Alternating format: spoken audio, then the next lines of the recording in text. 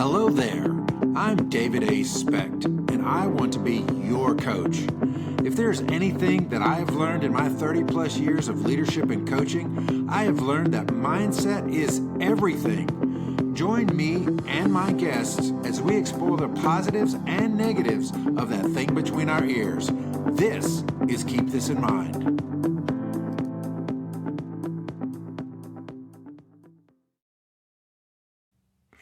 All right, supposedly we're live, so glad we're live. I'm David Specht. I'm here with Omar Madrano. Good morning, Omar. How are you, sir?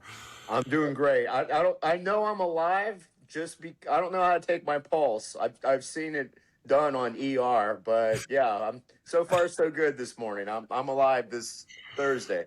Oh my goodness, it's just I don't know, new platform, new technology, and I just always wonder, is it going to work? Is it not going to work? And to take a phrase from my buddy across the aisle from me here, what if it did work? And that we're experiencing the what if it did work right now. Exactly, man. I went from the abacus to the word processor to I think I'm on the Commodore 64 these days, so I'm evolving. I Fun fact, I had one of those. That's a long story for another day. Um, so, Omar, you and I kind of talked about this a couple weeks ago, in just kind of in passing. I think a lot of us in the current market, in the current state of affairs, and at our current age, have wondered, what does success really look like? What as I get older, and I'm sure if as you get a little older, we know our time is shorter than it was. 25 versus 50. And a lot of times we're like, have we made it to success? Have we? And I would say that for an entrepreneurial person like we are, we never feel like we've attained anything. We're always on the search for bigger or more or greater, and sometimes that just doesn't happen. And as I was contemplating my life, here I am at 57, pivoting a little bit more into real estate here in Middle Tennessee, which, by the way, I don't know if y'all know, but it's not the best time in the world to start real estate because of market rates and uncertainty in the world markets and blah, blah, blah. But the truth of the matter is, what got me here was not going to get me there. And so I want to dive into, when we're talking about long-term success, do we stay the course? Do we pivot, or do we abandon something altogether? And what makes sense in those situations? And I know, Omar, you've done quite a bit of all three, I think, in your lifetime. I'm stubborn though, Dave. I was probably I'm probably the guy that held on to the Walkman thinking it was going to do a comeback, or thinking that Enron stock or WorldCom stock was going to pivot at any moment. So I'm two things. I'm stubborn, and I'm always a person, to quote Lenny Kravitz, "It's not over till it's over." But sometimes that that can be my kryptonite too, because I could be the last person in the room until someone has to tap me on the shoulder and go, "Yeah, man, it's time to leave." I feel you. I mean, being in legacy media, you can just imagine what it's like in my world. I did hear something from by a general manager of my printing company. He said, local printing companies are dropping like flies, but here's the thing: if you're the only one left, you get all the business.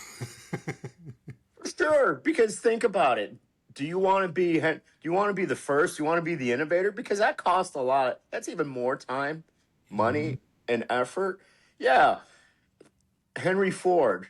Ford, it probably it was a lot harder for him than the competitors that started Mm-hmm. coming around. No different than McDonald's. When you build the infrastructure, when you're the first, it's way harder because Mm.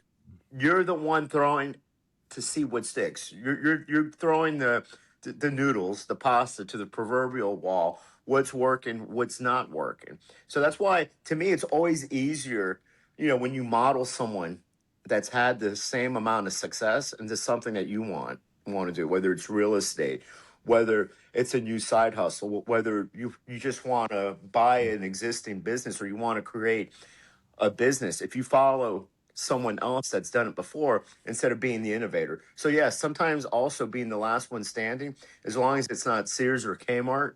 Well, I Mm. think they both I think there's they one both left at Kmart the left. same time. Yeah, is the one Kmart that's left. Didn't it close recently, or maybe it's about to? There, I think yeah, but if you think about it, if I would have told you that, but that shows you if you don't innovate. If you 30 mm. years ago, they were both. Would you have thought a world that there would never be a Sears or Oh, I Kmart? know.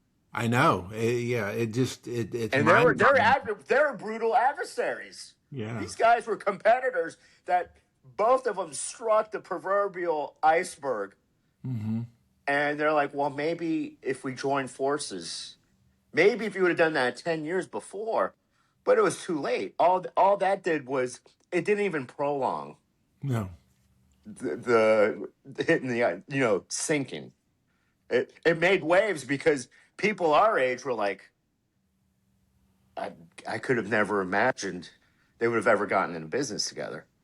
What Right. happened, unfortunately, is most of the young people are like, who cares? What's Well, Sears? What's Kmart?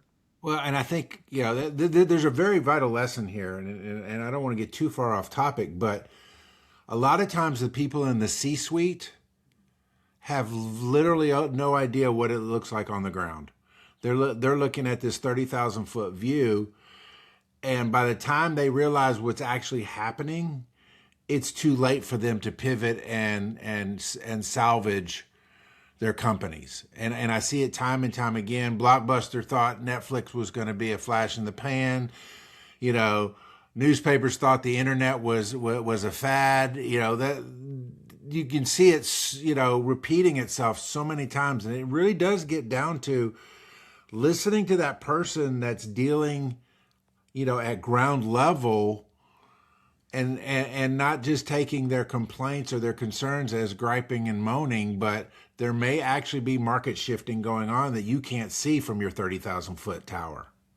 Listen to your customer. Listen to your base, man. I mean, sometimes too, when you make a pivot, if it's such a crazy pivot that your consumers, your fans aren't asking for it, it's like if all of a sudden I decided, what if it did work? Was an SEC podcast based on football, Well, I mean, baseball. You and that's I, kind of how we I go in with mean, a new coach, right? it, What if it did work? We'll win. yeah, I mean, numbers would go up in Louisiana. All of a sudden, I'd be like, holy smokes, I finally found people in the boot wanting to listen to. Oh my gosh, it's because I'm talking about Lane Kiffin now and not how their life can be better. But no, it's like, okay, J.C. Penney's was another example. They were slowly dying, and they're like, well, what about if we pivot? We'll hire, I think it was Ron Johnson, I forgot, it was something Johnson, head of retail at Apple, the one that streamlined all those stores, made them look all super Yeah. nice, bougie. Now, when you think of nice, expensive, bougie, the furthest thing on your mind is J.C. Penney's. So they hire that guy to be CEO of a company that, I mean, way before our time, Yeah. that nobody's ever like, oh, you know what? I'm going to try to win this chick over. I'm going to buy a really nice outfit at J.C. Penney's. And they went, you have to know your customer. You have to enhance it. There's other ways. Instead, that was just like pouring more gas into a fire. That was like if the captain of the Titanic is like, what else can we hit to? Because clearly nobody started going to J.C. Penney's. In fact, it got to the point that they had to fire the guy because people were leaving. Oh yeah. Because yeah, because you J.C. Penney's and luxury It's like someone wearing a custom tailored suit, but they want to pay less to buy their shoes. Well, and it's yeah, it's not again. Get back to what you said. It can be the same product, but the perception of the product to the brand, you know, Nikes don't use better quality or worse quality than Hoka's, and Hoka's don't use best quality, better quality, or less quality than Johnston and Murphy, or across the board. But the branding and the market, that's determines who buys what. And yeah, I think it's funny. You can see it even in like the cell phone game, right? Samsung comes out with a feature, they have it for 3 years. iPhone decides to adopt it, and everybody Oh, thinks and it's then there's a brand line new. out the door Yeah. for Apple raving fans act like they just cured cancer. It's like no, it's like oh well, the new iPhone coming out might have this function that you can fold up the phone. Remember that? Remember that? That's been like the big, like that's it's like no, and but Apple knows what it's doing. Mhm. Both of them are yes, they're adversaries. They're not really fighting for the same people. No, But they realize. if you Right. know what your target market and audience is, and you just enhance it, and you keep those people happy, it's like, and I love examples. Okay, Disney World. Disney World doesn't care if you don't want to pay the 20, $30 in parking. Take it No. or leave it. They're not, hey, it's your birthday, or here's a punch card. You've been here 8 times this year. Who cares? While Six Flags, they're marketing for years. I don't know whether you remember this. Well, we're a drive away from where you're at. Disney World isn't. There's only 2 locations here. So imagine that. They're trying to say, yeah, we suck, but man, it's way more convenient to come here. You don't have to get on a plane. You don't have to go pay for parking. You might get knifed. You might get shot at a Six Flags, but that doesn't matter. We're going to give you an amazing guest experience. And and both know their lanes. It's not okay if Disney World had a bad week, a bad quarter, they know the ebb and flow of their business for so long. Just stay the course. They're not going to be like, okay, well, maybe if we cut prices, maybe if it's your birthday, we'll give you a free week. No, that's desperation. That's devaluing you. And Six Flags knows the same thing. They're not, well, let's raise our prices because no, you're not premium. If you're premium, stay premium. Right. Gucci isn't like saying, hey, how can we get into Walmart? Yeah. And Walmart's not saying, how can we collaborate with Gucci? How can we collaborate with Brooks Brothers? You're right. Just and it's like Brooks Brothers isn't saying, how can we start making clothes for people that want to go out to the club? I mean, over 100 and something, 150 years of being conservative dress wear, I think they know their model. Yeah. Stick to it. I agree. And so, and I think this is the question that every business owner goes through, right? It's like, I see everything changing around me. Do I change? Do I stay the course? Do I modify? I know, COVID was a pivotal time in every business's market. And I find it really interesting, in food service, a lot of places really did embrace patios, mobile ordering, DoorDash, whatever. But then I come to find out, because we just got the headquarters here in Middle Tennessee, In-N-Out did none of that. In fact, In-N-Out, you still cannot order In-N-Out on DoorDash or any of the things. And they said, look, what's worked for 75 years is continuing to work. And what it was, and I kind of started researching, their clientele are such raving fans that they'll sit in a drive-through for 3 hours. And so modifying the drive-through was part of their pivot, but they weren't about to change the the freshness aspect of what they do by letting it be delivered or ordered on a mobile app and sitting on a shelf for until they get picked up. So But perceptive. Perception is people's reality. mhm. Do they have the best burger? I don't know. But whenever I'm out west, or if I'm in Las Vegas, or the first thing I would ever do leaving the Los Angeles airport is there's like an In and Out burger Mhm. 2 miles away, and it didn't matter if I was eating clean or if I if it's just one of those things. And once you have the perception, I remember, like, because people always want to say, well, we're better, we taste better, we've done these blind studies, but that doesn't matter. That's not Perception becomes reality. Meanwhile, Chick-fil-A. another McDonald's opens. Yeah, You're sitting there trying to tell people how good your food is, and another McDonald's opens and is making exactly. money day Or one. or or oh my gosh, we're all on a health kick. Oh man, all these McDonald's, all these fast food places are going to go under once people see the calorie counts right next to the meals. I remember when that first started implementing, and this was I was in New York City, and we went to a Bubba Gump, or I was outside of a Bubba Gump, and I didn't have to. I knew that those, the calorie counts were like, you know, could feed a family of four, and there was a line out the door, and they had the menu plastered everywhere, and the calories are there. The perception is, okay, well, it's so good that well, I don't know what it. Well, there's hardly any bubble gums, so maybe their perception. But Chick-fil-A doesn't have an amazing sandwich. People feel it tastes amazing and cozy because the customer service is there. Mhm. But yet when Popeyes came out with their chicken sandwich, oh well, we taste better. But yeah, you might taste better, but when people see viral videos of people fighting Yeah. and stuff over the chicken sandwich, no. So Yeah. so yeah, perception is key to everything.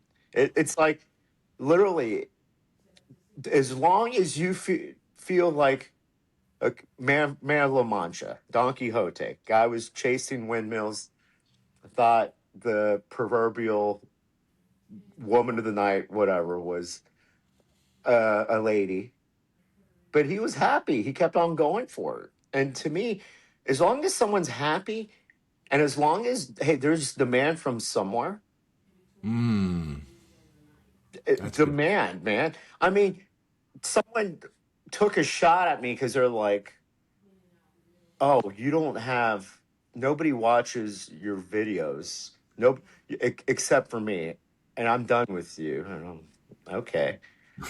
When you don't know my personality, I guess. And it's like, but I can't recall any interview with you or that said I wanted to be hanging with on a private jet with, Dean Graziosi and Anthony Robbins and Grant Cardone. So, my mission's clearly, his perception might be one thing. And the old me, yeah, I would have sent him, like, whenever I get 500 people, I just watched this reel, or how many downloads on my podcast or whatever. But I could care less. There's demand now. And I would tell someone simple, man, everybody starts at zero, whether it's Mm, podcast downloads, whether McDonald's at that location, Santa Clara or wherever in California, when the brothers owned it, it started out at zero. Everybody starts somewhere. So have the courage to start.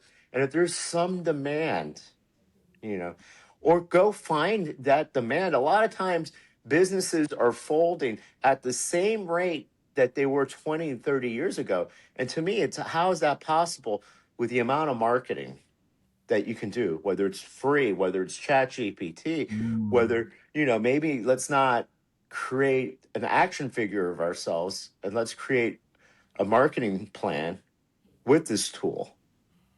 Maybe YouTube something on how to find clients instead of Mm. sitting in my office or cleaning my storefront, praying, Jesus, please, I need customers.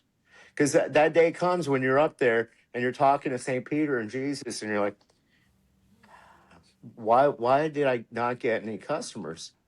And they're both going to be like, well, we sent you plenty of things. You had all these tools. We gave you a sound mind, sound body. We gave you the opportunity every Mhm. single day until you went under. You chose not to do anything.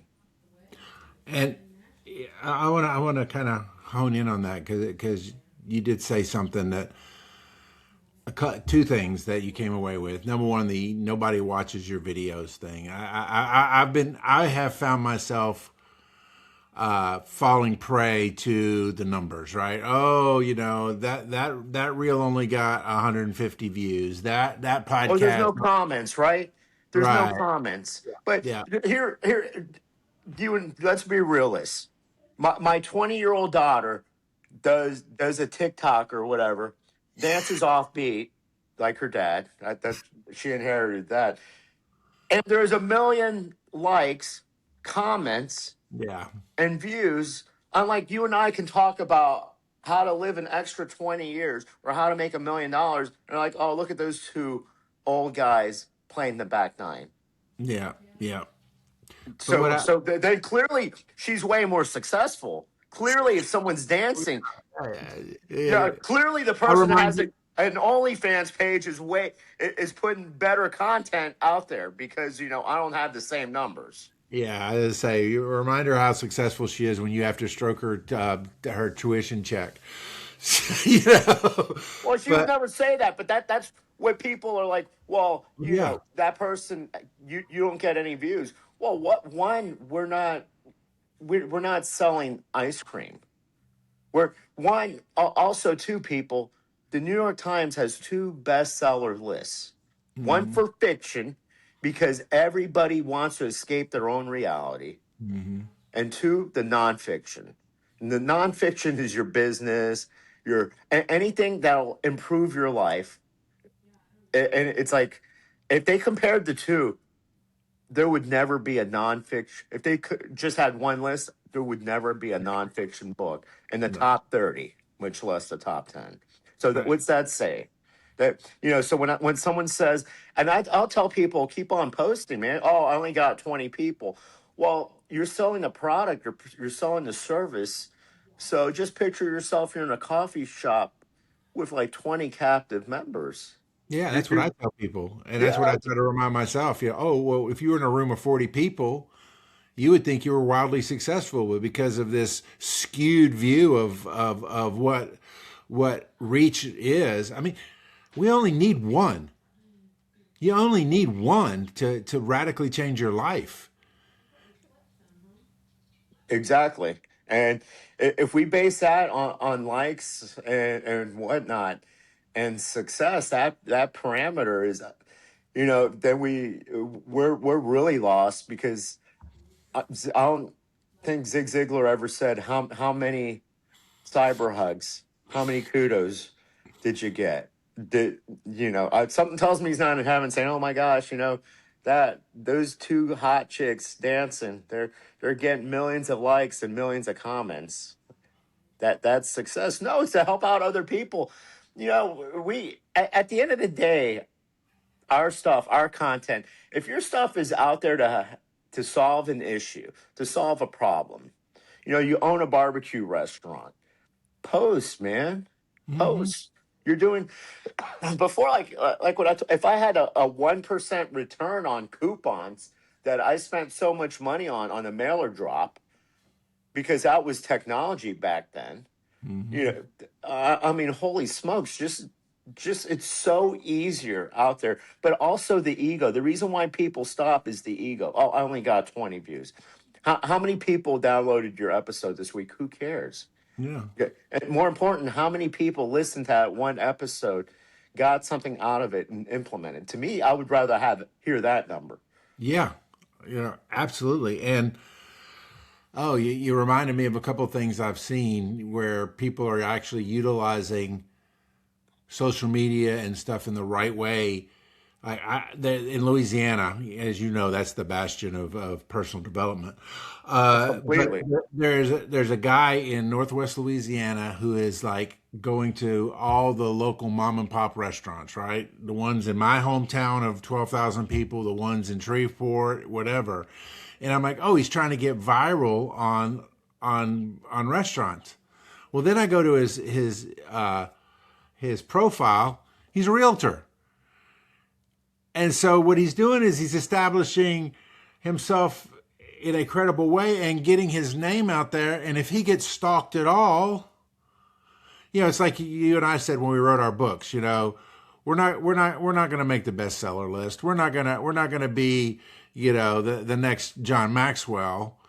But if somebody wants to talk about doing personal development business with us, or maybe wants us to speak or whatever, it is a business card on steroids as to the credibility that we bring to the marketplace. This guy's doing the same thing. He's just doing it through short video.